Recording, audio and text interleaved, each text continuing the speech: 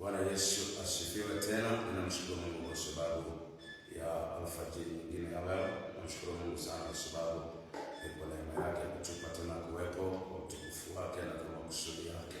So tunamwambia Mungu asante sana kwa sababu ya upendo huo pekee ambao katika huo Mungu ametupa neema ya kuendelea kuwepo. Bwana Yesu asifiwe. Namshukuru Mungu kwa ajili ya ibada hii tena. Namshukuru Mungu alafu tukapate kuendelea. Baba, katika jina la Yesu na nihimidiwe jina lako takatifu, Bwana wa Bwana, Mungu mwenye mamlaka, Mungu mwenye nguvu, Mungu mwenye uweza, uketie mahali patakatifu, mfalme palipoinuka. Bwana, ninasema asante sana kwa sababu ya vile ambavyo Mungu mwenye mamlaka, Mungu mwenye uweza, Mungu pamoja na sisi. Bwana, asante kwa ulinzi wako, asante Bwana kwa fadhili zako, asante Bwana kwa mkono wako vile ambavyo umeendelea kwa pamoja na sisi. Bwana, kutulinda mfalme, asante kwa mkono wema wako ambao Bwana umeendelea kwa juu yetu, ukituhifadhi Bwana mikononi mwako. Bwana, zimekuwepo hatari nyingi sana ambazo katika hizo huenda tungepotea, lakini mfalme umeendelea kutulinda na kututunza katika jina lenye nguvu, uweza na mamlaka la Yesu Kristo. Bwana, Mungu mwokozi na Mungu zetu, Father, we thank you for this time, Lord. Tunasema asante Bwana Yesu kwa pendo lako. Thank you for your mercy, Lord. Thank you for your grace, and thank you for your greatest love. Bwana, asante sana kwa sababu ndani ya hilo pendo kuu tumepata neema ya Bwana, na ndani ya hiyo neema mfalme tumepata neema, na ndani ya hiyo neema tumepata msamaha wa dhambi, na ndani ya msamaha wa dhambi tumepata kuitwa watoto wako. Bwana, katika kuitwa watoto wako tumepata kuwa warithi, si tu warithi wa Bwana, lakini warithi pamoja na Kristo Yesu. Baba, si tu katika ulimwengu huu, lakini katika ulimwengu ujao. Baba, asante sana kwa sababu ya hiyo neema, Bwana wa Bwana. Asante sana kwa sababu ya upendo wa ajabu katika jina lenye nguvu, mamlaka na uweza, jina takatifu la Yesu Kristo, Bwana mwokozi na nguvu zetu. Asante Bwana, tunakwenda kuanza ibada hii alfajiri ya leo. Roho Mtakatifu, tunakuomba Bwana uwe pamoja nasi mahali hapa. Baba, ukiyafunua ya ajabu, ukiyafunua ndani yako kipekee Bwana, ukifunua mfalme Bwana siri zako kipekee katika jina lenye nguvu, uwezo na mamlaka. Baba, tunakutukuza mfalme. Asubuhi leo tunaliadhimisha jina lako. Asubuhi leo Bwana tunalitukuza jina lako kwa sababu ni kweli hakuna wala kutokea mfano wako. Bwana, asante kwa pendo lako. Baba, asante kwa uwezo wako. Thank you for your manifestation. Thank you Holy Spirit for your power and your manifestation. Thank you because you're reigning over in this place, Lord. Asante Bwana kwa sababu ya pendo lako la ajabu. Bwana, asubuhi leo unatamalaki Bwana. You're reigning over this place, Lord. Thank you, my God. Asante Bwana na Bwana. Jehova, utukufu na sifa ni vya kwako katika jina lenye uweza, mamlaka na nguvu na utukufu mwingi la Yesu Kristo. Bwana, Bwana mwokozi na nguvu zetu mfalme. Asubuhi leo Bwana tunajikabidhi tena mikononi mwako mfalme, tukiomba Roho Mtakatifu akazungumze nasi tena katika asubuhi leo Bwana, asubuhi ya pekee. Bwana, ikawa ni asubuhi ya pekee Bwana, asubuhi iliyojaa neema yako, asubuhi ambayo Bwana imebeba majibu ya maswali ya mtu mmoja katika jina la Yesu. Ikawa ni siku ya pekee Bwana, katika jina la Yesu tunasema asante.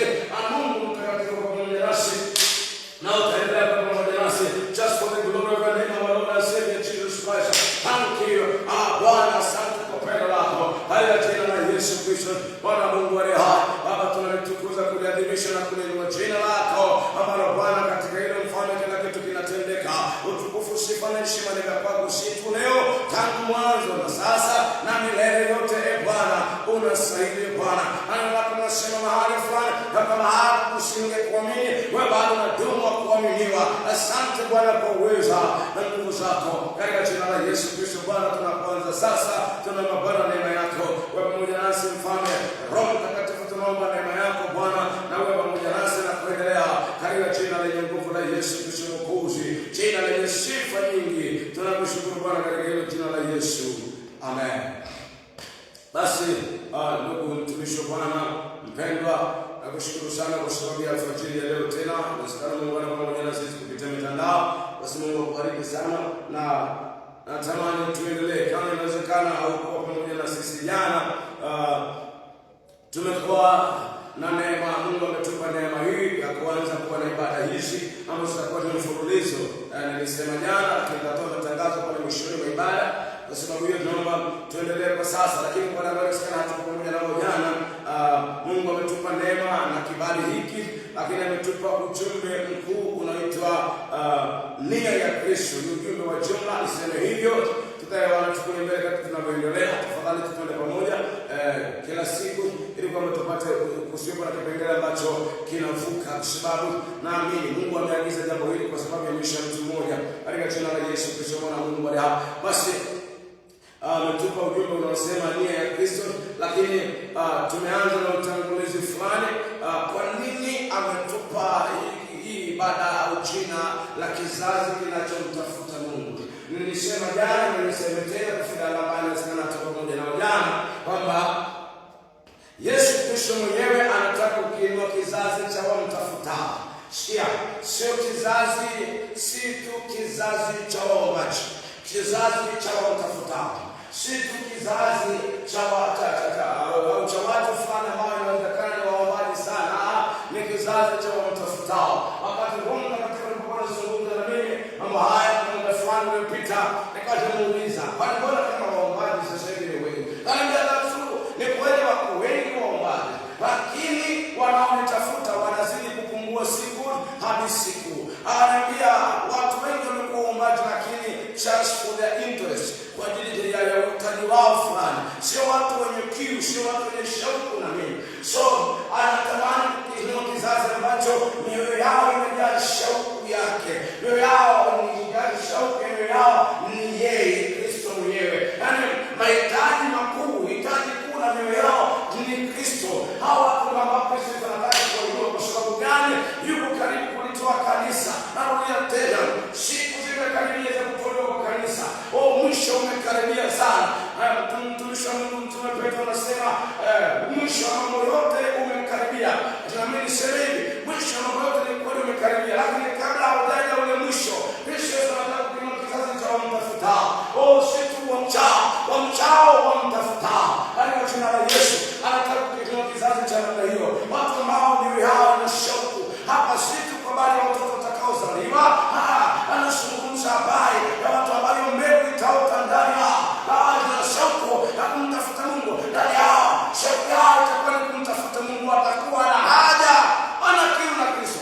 Ana watu ambao Bwana anataka kuwainua, anataka kuinua kizazi cha pekee ambacho alikitengeneza na anataka kukitengeneza tena just kwa utukufu wake. Wewe wakati huu ndio maana tumeanza na utangulizi wa namna hii. Roho Mtakatifu anatupitisha huko ili usije ukabaki na maswali ambayo pengine hayana majibu. Hata Roho Mtakatifu ajibu maswali yako katika siku ya leo na siku tunavyoendelea, katika jina la Yesu Kristo mwana wa Mungu.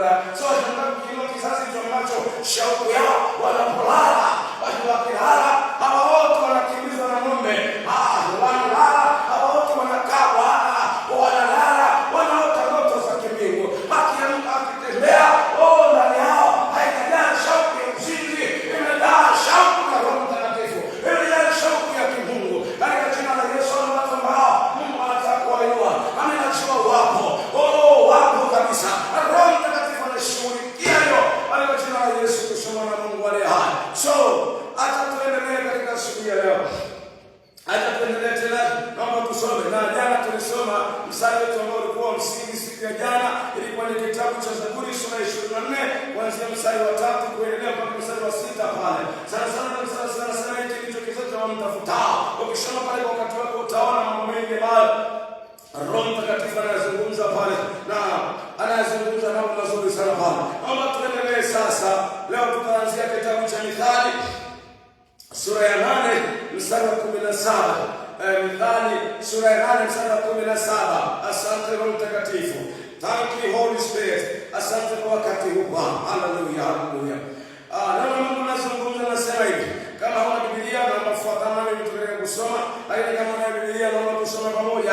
Neno la Mungu linasema hivi: nawapenda wale wanipendao. Nawapenda wale wanipendao. Anasema na wale wanitafutao kwa bidii wataniona. Bwana Yesu asifiwe. Hapa si tu anazungumza kwamba anawapenda wale wampendao, bila kuongeza anasema wale wanaomtafuta kwa bidii. Kwa bidii manake ni kwa kumaanisha. Inawezekana kujiuliza, kizazi kinachomtafuta anatafuta watu wanaomtafuta yeye. Kuna kama tunamtafuta, tunaomba, ndio. Lakini sisi katani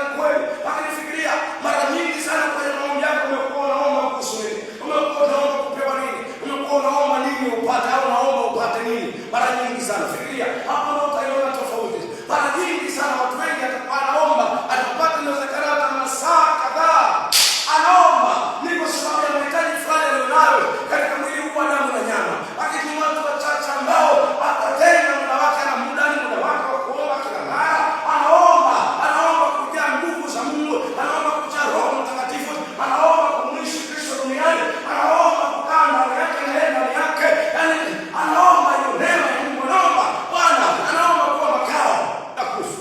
Watu wachache sana ambao wanamtafuta Mungu. Kuna tofauti kati ya kuomba na kumtafuta Mungu. Sasa kuomba ni kupeleka hitaji zako, ni kupeleka hitaji zako ulizonazo kwa mtu fulani, unazimweka mwako ndugu yeye, kanuni ya kawaida. Kuomba ni kupeleka hitaji zako, lakini kumtafuta Mungu maana yake ni kuuliza yeye, ni kutaka yeye, ni kumhitaji yeye, anahitaji na moyo wako, kiu ya moyo wako, hitaji la moyo wako iwe ni Kristo. Hicho ndio kitu anataka sana. Bwana Yesu asifiwe. Sasa anasema wale wanatafuta kwa bidii. Kwa nini anaweka neno bidii? Anapoweka neno bidii maana yake inamaanisha kwa kumaanisha, Bwana wanatafuta kwa kumaanisha. Hicho ndicho kitu anamaanisha. Alipo kumaanisha kabisa kutoka ndani ya mioyo yao intensely. Wanamtafuta yeye, wanaaga na yeye. Yaani kule ndani kabisa ina kule maana ambapo wanapenda kusema kule maana ambapo buibui huwa anajengaga kule sirini mwa moyo wako. Kiu ni yeye. Hitaji ni yeye. Hicho ndio kitu anatafuta kuona. Kama akaweka kwamba si tu kutafuta kwa sababu unaomba, si tu kuomba, hapana. Anasema wanitafutao kwa bidii. Kwa hiyo wewe kuomba, tafuta yeye, shauku ya moyo wako kuu iwe ni yeye. Hicho ndio kitu Yesu anataka kuona ndani ya moyo wako, mwana wa Mungu. Anataka kukiona ndani ya moyo wako mpendwa. Sasa kuna hazina kubwa sana ambayo Mungu anataka kuiachilia ili kuionyesha tofauti. Haleluya, haleluya, haleluya. Haleluya. Wewe jina la Yesu Kristo na Mungu wewe. Anataka sana kuiachilia yote. Anataka kuachilia hazina. Hii ndio njia ya pekee. Na Bwana Yesu asifiwe. So, anatamani ndio maana sema wanitafutao kwa bidii. Wale ambao wanamaanisha ile kumtafuta. Haimaanishi kwamba iko na kala na mrefu sana kwa sababu hapana. Anatomaanisha ni ile nia ya dhati kabisa ya kumtaka. Ile nia ya dhati kabisa ya kumaanisha kabisa ndani. Wao wanamtaka. Hiyo ndio kitu anamaanisha. Anasema hao wanaofanya namna hiyo, hao wataniona. Haiwezekani kwamba jamani, Bwana Yesu asifiwe. Bwana Mungu anasema, umpa mpenzi wako usingizi. Usikose usingizi kwa sababu ya mambo ya dunia hii, kwa sababu ya chakula. Usikose usingizi kwa sababu ya chakula. Tunavyoendelea mbele utaona kuna mambo mazuri sana. Yes, kuna mambo mazuri sana. So, usikose usingizi kwa sababu huna chakula. Usikose usingizi kwa sababu huna viatu, huna nguo. Usikose usingizi kwa sababu hauna nauli, hauna hela kwa kufanya kitu fulani. Kosa usingizi kwa sababu mtafakari yeye. Lakini kwenye hiyo ndio kitu anatafuta sana kuona. Alafu uone kitu atafanya. Haleluya, haleluya. Bwana Yesu asifiwe. Sasa nasema wanitafutao kwa bidii, hao wataniona. Wale ambao wana shauku ya kweli, wanamaanisha katika kweli kumtafuta Mungu, hao Biblia inasema watamuona. Haitakuwa tu bure, watamuona. Bwana Yesu asifiwe. Ukisoma mstari wa 18 na kuendelea, wewe utausoma kwa wakati wako. Hatutaufikia kwa sasa, tutafikia wakati mwingine kwenye kipindi kijacho. Lakini sasa tuishie hapo kwenye mstari wa 17 kwenye Mithali. Tutasoma mstari kwenye vitabu vingine. Anasema wale wanaonitafuta ambao tunatafutao kwa bidii, hao wataniona. Ameweka hadi maana yake ni kwamba anaposema tunatafutao kwa bidii, maana yake priority yetu. Yaani priority ya mioyo yetu. Ile kile kipaumbele cha mioyo yetu. Iwe ni yeye. Yaani yeye kipaumbele chetu. Sikia nikwambie kitu kimoja. Unajua mwanaume anaweza kufiwa na mke, akaoa mke mwingine. Na mwanaume mwanamke anaweza kufiwa na mume, akaolewa na mwanaume mwingine. Lakini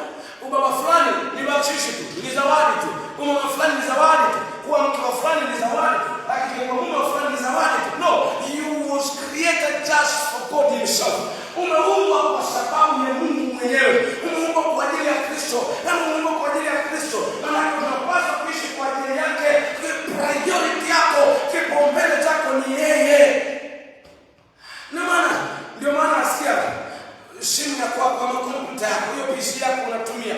Hiyo PC yako hawezi kuja mtu sasa kukwambia naomba nipe nianze kuitumia na wewe una kazi nayo. No, utamwambia na kazi nayo hata kama kazi yake ni very sensitive. Hautampa. Kwa nini? Kwa sababu ulinunua kwa ajili yako. Kwa hizi kazi zingine kusaidia John, kusaidia nani kule, hiyo ni baadaye. Hiyo ni zaidi, ni ziada inaitwa. Lakini kipaumbele ni kuhudumia nani?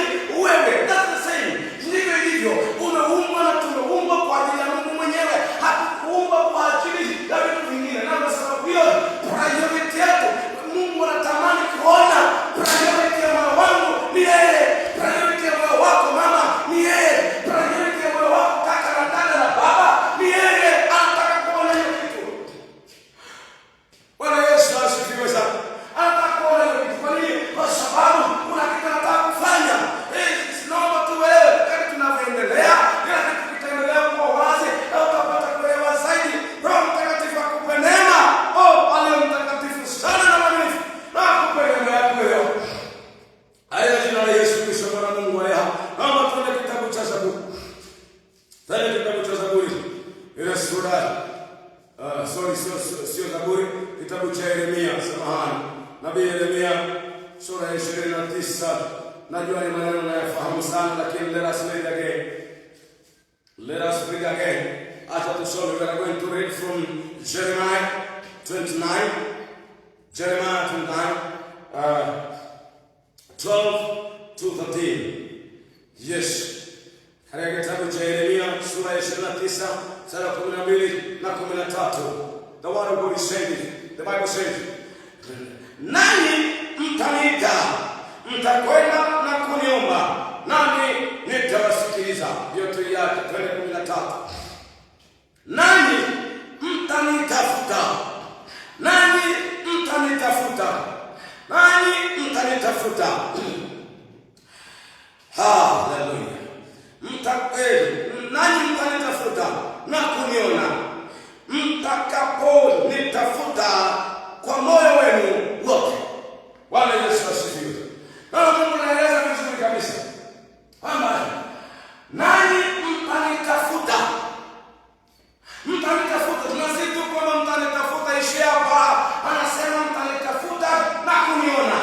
Anasema mtakapofanya nini? Mtakaponitafuta kwa moyo wenu wote. Maana kwa kumaanisha watu wengi sana leo, kizazi cha leo, watu wengi sana wanaishi leo tunamtafuta Mungu sana na kitu fulani tunataka.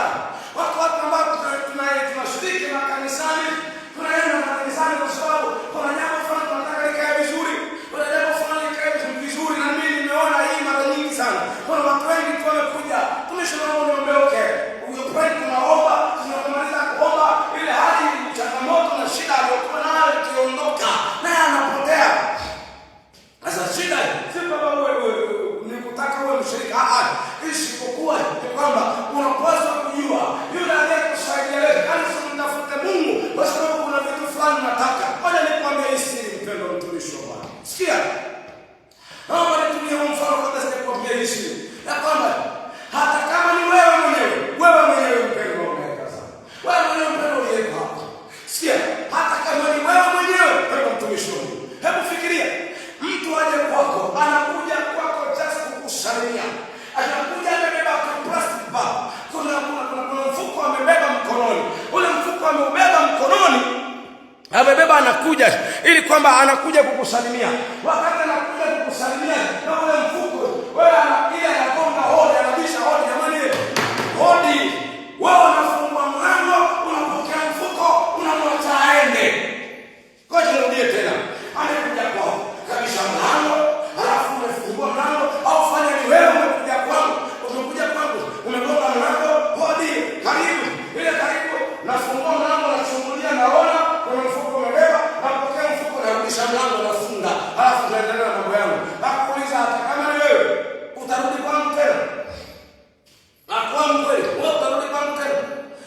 Haumini kabisa kama moyo wa mwanadamu wa kawaida hauwezi kurudi. Kwa nini hauwezi ukarudi? Ni kwa sababu kubwa moja, ya kwamba huyu mtu ina maana alikuwa na haja na nilichokibeba tu.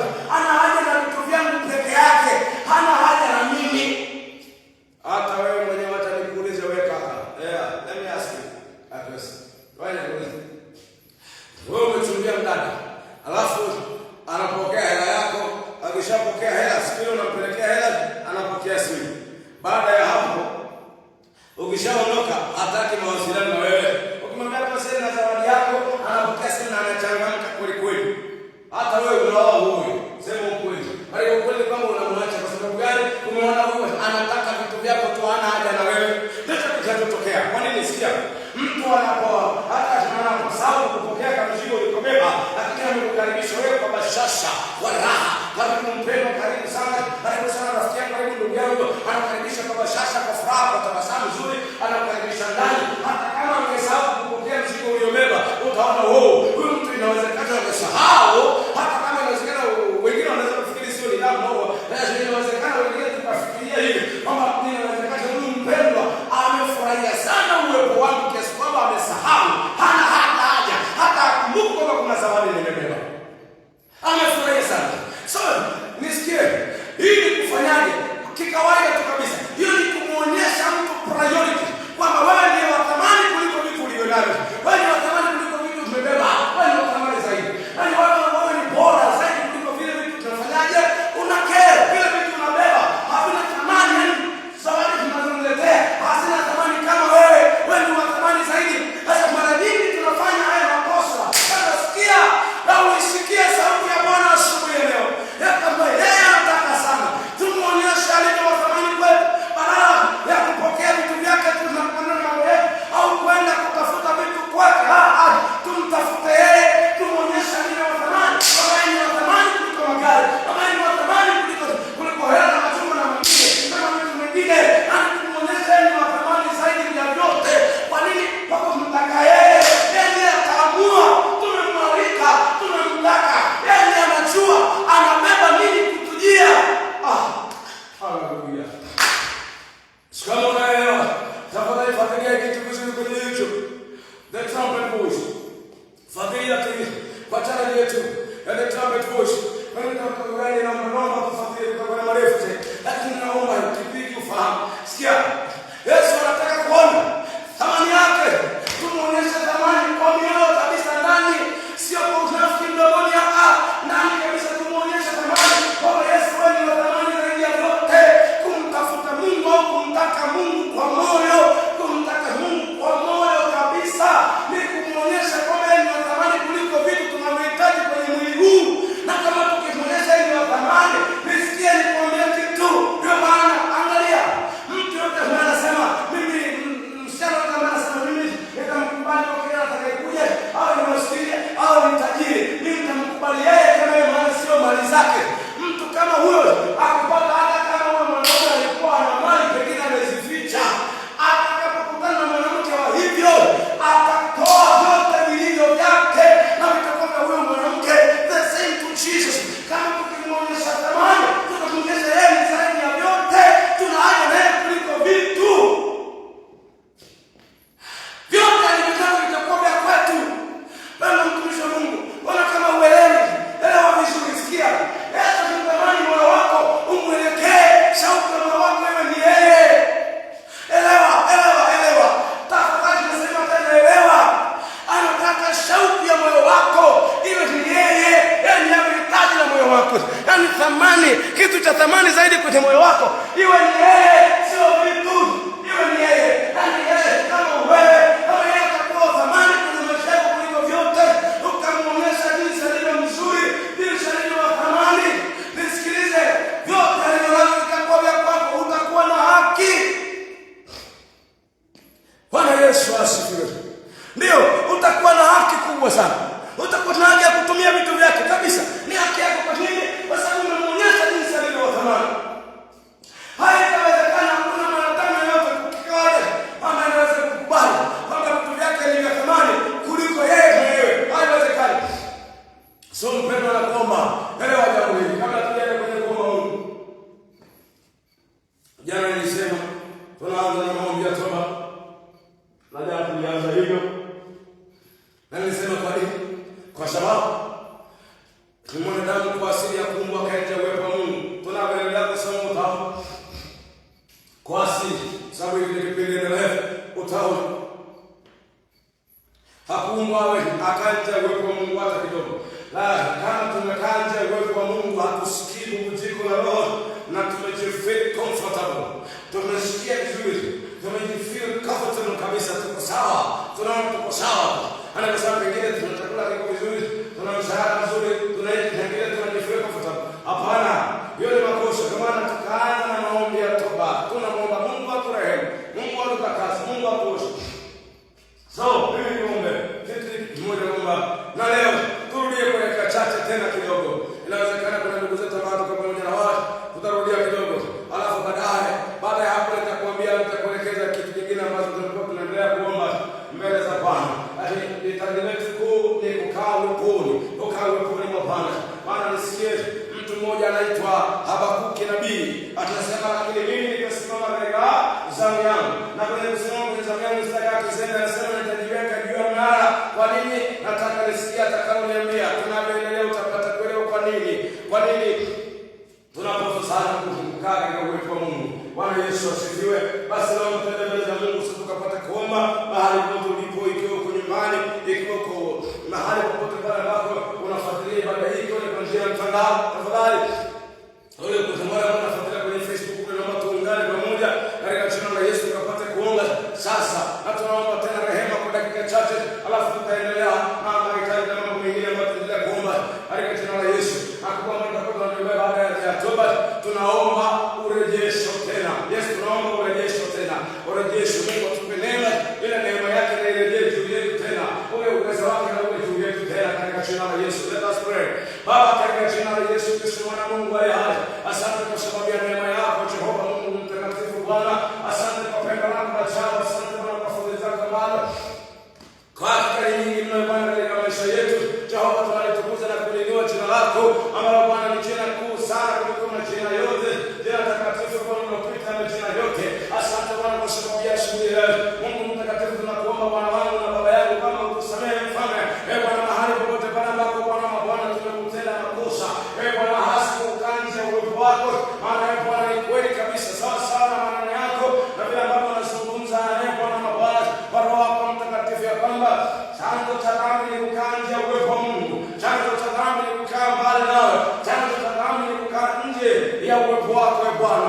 So when we are living out of your presence, tunajikuta tunaishi dhambi. Bwana, tunakuomba ututakase Bwana katika siku ya leo Mfalme. Wale mahali ambapo tunajisikia vizuri tu, ukanja uwepo wako na tukaona ni sawa. Baba, tunaomba utakase kwa damu yako. Baba, tunaomba kusafishwa kwa damu yako Mfalme. Baba, ukatuoshe kabisa Mfalme, ukatuondolee kabisa Bwana kila dhambi ya makosa na dhambi ya Bwana. Katika jina la Yesu Kristo mwana Mungu aliye hai, Mungu mtakatifu, Bwana wangu na baba yangu, ninakuomba utusamehe.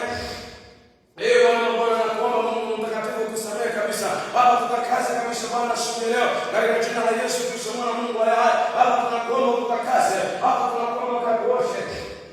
Kwa jina la Yesu Kristo mwana Mungu aliye hai, Baba yangu na Mungu wangu, ninakuomba utusamehe Bwana. Kwa jina la Yesu Kristo. Baba, naomba utakaso. Baba, nakuomba uturehemu Bwana. Damu yako takatifu ikatusafishe tena katika siku ya leo. Mungu mtakatifu, tuoshe Bwana, ukatuondolee kila namna ya dhambi na makosa yote. Kwa jina lenye nguvu, uweza na mamlaka, jina takatifu la pekee ambalo Bwana katika hilo jina Mfalme kila jambo linatendeka. Katika jina la Yesu Kristo mwana Mungu aliye hai, Bwana wangu na baba yangu, ninakuomba sana kwa Bwana ukatutakase katika jina lenye nguvu la Yesu aliye Bwana na Mwokozi na Mungu zetu. Jehova, tusafishe Bwana wa Bwana. Baba, katuoshe. Baba, katuondolee kabisa Bwana kila namna ya dhambi na makosa. Tutakase kabisa tena Bwana. Katika alfajiri ya leo Mfalme, Bwana wangu, mahali ambapo tunaona vitu vyenye thamani, priority yetu imekuwa ni vitu badala ya wewe Bwana. Yesu, tusamehe. Maana Bwana imekuwa kama ni kukudharau, lakini Bwana Mungu nataka tukuheshimishe hapo kutaka wewe.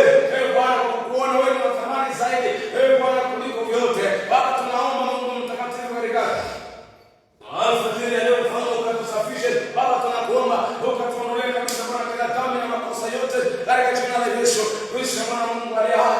Bwana wangu na baba yangu, katika jina lenye nguvu la Yesu Kristo Bwana wa Bwana, tunakuomba Bwana wangu na kuomba ukatusafishe. Bwana wangu utakase. Baba, ukatuoshe kabisa Bwana katika jina la Yesu Kristo mwana Mungu aliye hai. Baba yangu na Mungu wangu, katika jina la Yesu Kristo, tafadhali omba katika jina la Yesu Kristo mwana Mungu aliye hai. Baba, tunakuomba ukatakase Mfalme kwa damu yako Bwana takatifu, katuondolee ile namna ya dhambi na makosa yote, mfalme wa utukufu Bwana. Baba tunakuomba ukatakase katika jina la Yesu Kristo, Bwana Mungu aliye hai. Bwana wangu na baba yangu, ninakuomba sana ukatusafishe Bwana na Bwana. Baba katuondolee kabisa Bwana kila dhambi na makosa yote, kwa jina lenye nguvu la Yesu Kristo, Bwana mama Mwokozi na nguvu zetu. In the name of Jesus. Baba nakuomba tusafishe. Baba nakuomba ukatuoshe. Wewe Mungu mtakatifu Bwana. Baba tunakuomba, Bwana wa wafalme na Bwana wa Bwana. Bwana sawa na maneno yako kwenye kitabu kile cha Zakaria sura ya 1 mstari wa 3, wanaposema lakini Bwana wa majeshi asema hivi, nirudieni mimi. Nami nitawarudia mimi. Nami nitawarudia mimi, asema Bwana wa majeshi. Baba nakuomba Bwana ukatukase kabisa. Alfajiri leo tumerudi Bwana. Baba tunakuomba ukaturudie tena. Bwana wangu tunakuomba mfalme Bwana, ukaturejelee tena mfalme wa amani. Bwana neema yetu mfalme. Bwana neema yako ikarejea tena katika jina la Yesu. Omba urejesho katika jina la Yesu. Omba urejesho wa neema ya Mungu juu yako katika jina lenye nguvu la Yesu. Baba tunakuomba irejeshe tena neema yako juu yetu. Irejeshe tena neema yako juu yetu Bwana, katika jina la uwezo na mamlaka na nguvu, jina la Yesu Kristo. Bwana Mwokozi na nguvu zetu, njoo turejeshe tena neema yako, turejeshe tena Bwana na Bwana Mungu mtakatifu mwenye haki, uketie patakatifu Bwana wangu. Baba nakuomba ukatutakase mfalme. Baba tunakuomba ukatusafishe. Baba turejeshe tena neema yako, turudishie tena Bwana na Bwana. Tunaomba tena Bwana kurejeshewa neema yako katika jina lenye nguvu la Yesu. Baba ukaturejeshe tena ile neema yako mfalme, ikarejea tena ndani yetu katika jina la Yesu. Baba tafadhali tunakuomba ukarejeshe tena neema yako juu yetu. Tunaomba Bwana na Bwana ikarejea ndani yetu katika jina la Yesu Kristo, Mwana Mungu aliye hai. Baba tunaomba tena ukarejeshe tena neema yako juu yetu Bwana katika jina la Yesu Kristo, Mwana Mungu aliye hai. Bwana wangu na baba yangu, ninakuomba sana Baba. Baba Bwana tukurejeshe katika jina la Yesu Kristo, Mwana Mungu aliye hai. Bwana Bwana nakuomba rejesha tena ile neema yako mfalme ndani yetu. Bwana Bwana, kama kwenye neno lako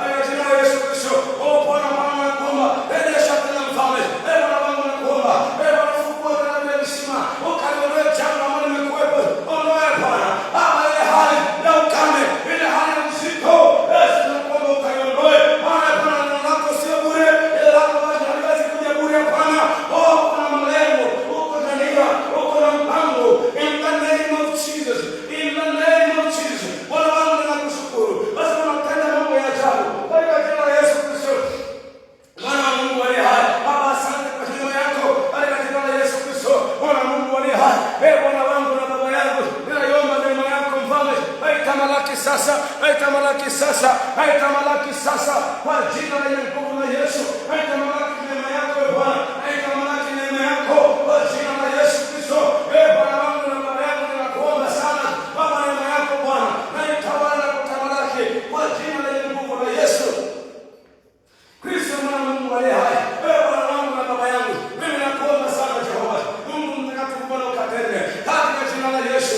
Bwana wangu, asante kwa neema yako, asante kwa mkono wako wa ajabu, asante Bwana kwa mkono wako wenye nguvu, asante Bwana katika jina la Yesu Kristo, mwana wa Mungu aliye hai. Bwana wangu, tunakuomba ukalikumbuke neno lako Bwana kwenye kitabu cha Yohana Mtakatifu sura ya 7 mstari wa 37 unaposema ya kwamba kila ambaye kiu aje kwangu anywe maji.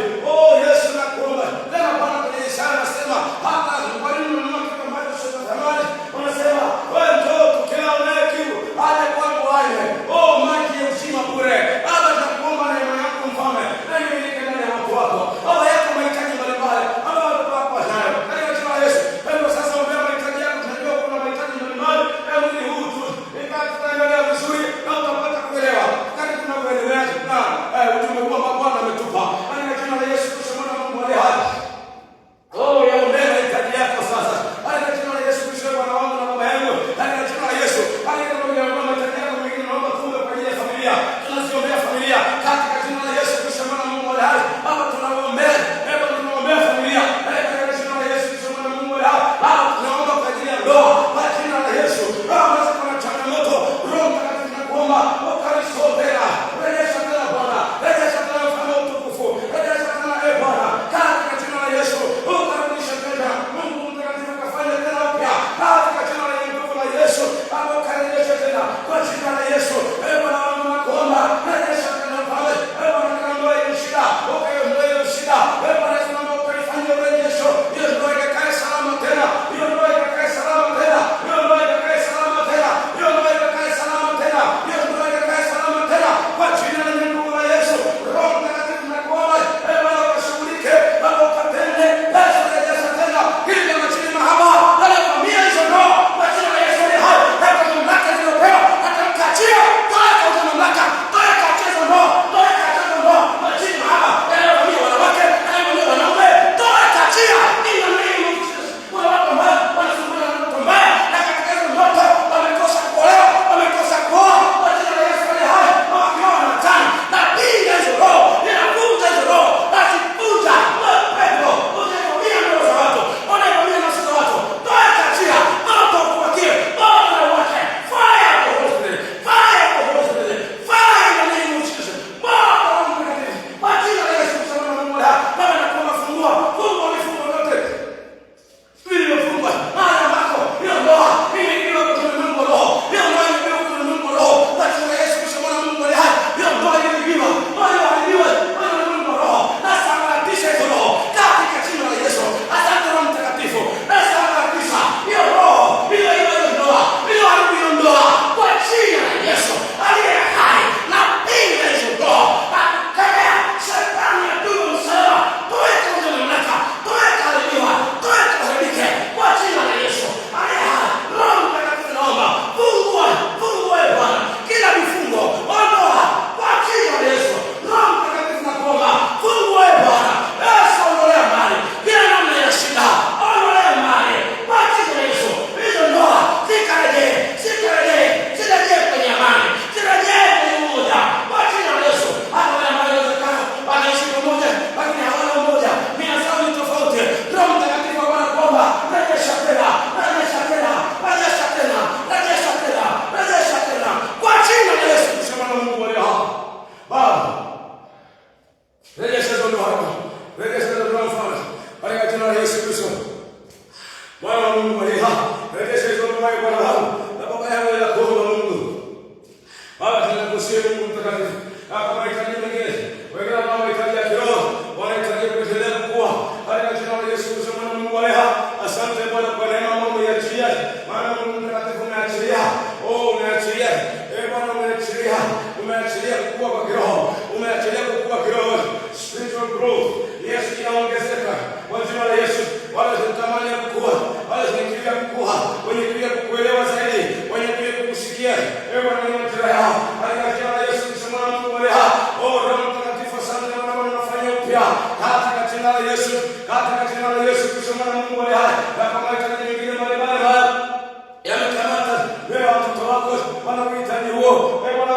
wanahitaji, wengine wanaamka asubuhi leo hawajui itakuwaje. Bwana Yesu nakuomba wewe ni mwelekeo wao. Naomba Bwana wape neema, wanahitaji wanaendelea kutafuta kazi.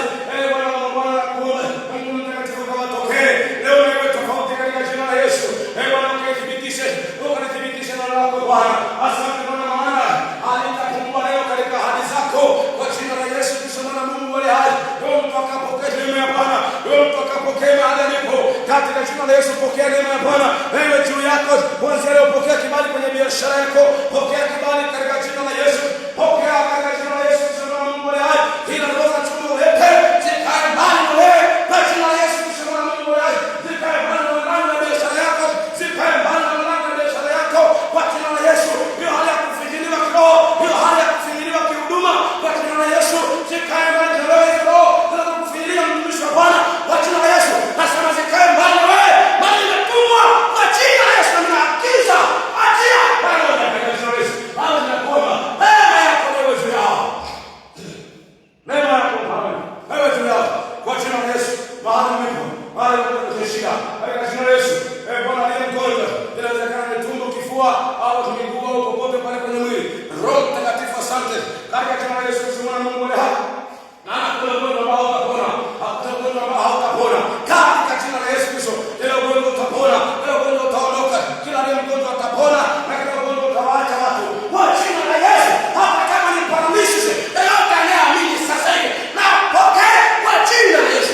Roho Mtakatifu nakuomba kama yeye nyuma kwa nyuma na sikonashia Bwana, touch in the name of Jesus, ukakuse na kufungua ponya katika jina la Yesu. Nakuomba fungua watu kiuchumi, Bwana wape maongezeko kiuchumi, wape kuongezeka, wape kuongezeka, wape kuongezeka, wape kuongezeka, wape kuongezeka, wape kuongezeka, wape kuongezeka mashariki, wape kuongezeka kwa magharibi, wape kuongezeka kwa kaskazini, wape kuongezeka kwa kusini, wape kuongezeka majira na maeneo yote kwa jina la Yesu.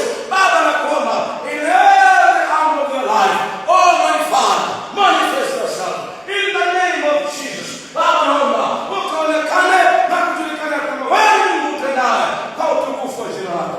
Wale wanafunzi Yesu ndio mwenyewe Baba naomba Bwana mkono wako juu yao, wengine Bwana wako wanajiandaa na mitihani. Roho Mtakatifu Bwana kuomba ukagushe, fungua Bwana Yesu, fungua fahamu zao, wape kumbukumbu, wape kukumbuka, wape kupambanua maswali, wape kuyaelewa, wape kuyafanya vizuri, wape kuondolewa kwa hofu, hofu isiwe ndani yao, mashaka, wasiwasi usiwepo ndani yao. Lakini Roho Mtakatifu Bwana naomba ukawaguse na kuwawezesha, ukawasaidie kwa utukufu wa jina lako katika jina wewe Mungu la Yesu Kristo Mwokozi. Siku leo Bwana tarehe 14 Bwana mwezi wa 11 ili Bwana mwaka wa 25. Baba asante kwa sababu siku leo na ikabidhi kwa neema Bwana, siku ya Ijumaa. Roho Mtakatifu tunaomba Bwana katembea kila mmoja, tembea kila mtu Bwana, wala ambao ofisini kwao kuna uharibifu, wala ambao wanajiona kwenye ofisini kuna uharibifu, kutairizi zina kamera zinataka kuharibu kazi zao kwa jina la Yesu. Hautaondolewa kwenye opposition, tunairizi kwa jina la Yesu. Baba tunaweka kwenye ofisi bali moja ambapo umewekewa fitina kwa jina la Yesu Kristo mwana Mungu aliye hai. Hautaondolewa na fitina, utaondolewa na mkono wa Bwana katika jina la Yesu. Bwana aliyekuweka ndiye atakayekuondoa. Asante Bwana Yesu kwa neema yako katika jina la Yesu. Na kuomba Bwana ukawa pamoja na watoto wako, Jehova ukajidhihirishe Bwana, wakazidi kukutukuza, wakazidi kukuinua Bwana katika jina la nguvu la Yesu Kristo Mwokozi wa ulimwengu. Baba ninakushukuru kwa sababu unatenda, just for the glory of the name of our Lord and Savior Jesus Christ. Thank you Lord, katika jina la Yesu. Amen. Tunataka kumshangilia Bwana Yesu katika jina la Yesu. Hallelujah. Basi wakati huu Mungu akubariki sana mpendwa mtumishi wa Mungu ambaye tumekuwa pamoja kwenye ibada hii na wewe Mungu unatufuatilia kutoka mbali. Naomba Mungu akubariki sana sana. Bwana akuangazie nuru za uso wake. Bwana akakufadhili, Bwana akakutendee mema, akakuepusha na mitego ya wawindaji kwa jina la Yesu. Nafsi yako haitakuwa mawindo kwa wawindao kwa jina la Yesu. Kafara haitakupata wewe, sio wewe, katika jina la Yesu. Usalama na uwe juu yako na watoto wako, uwe juu yako na kila ulicho nacho kwa jina la Yesu. Amen.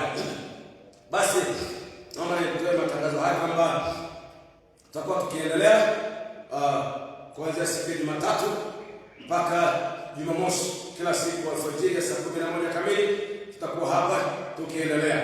Na mimi najua Mungu mwaminifu, yeye aliyeagiza kuna jambo anataka kufanya kwa watu, na namshukuru Mungu sana kwa sababu yeye ni mwaminifu mno. Katika jina la Yesu, kuna namba ya simu ukiona kwenye comment hapo. Mungu akubariki sana. Karibu. Kama utakuwa na swali, unahitaji lolote, nasema tena, unahitaji lolote, tuma message au piga simu kwenye hiyo namba. Moja kwa moja hapo utapata huduma katika jina la Yesu. Tuko on masaa 24 na tunaendelea katika Kristo. Mungu na akubariki sana. Mungu akubariki mno katika jina la Yesu. Lakini pia unaweza kutufuatilia kwenye YouTube channel yetu ambayo ni ya jina la The Trumpet Voice. Unaweza kutupata pale ukapata mwendelezo zaidi. Mungu akubariki sana. Nikutakie asubuhi njema na siku njema. Bwana akutendee mema katika jina la Yesu. Hallelujah.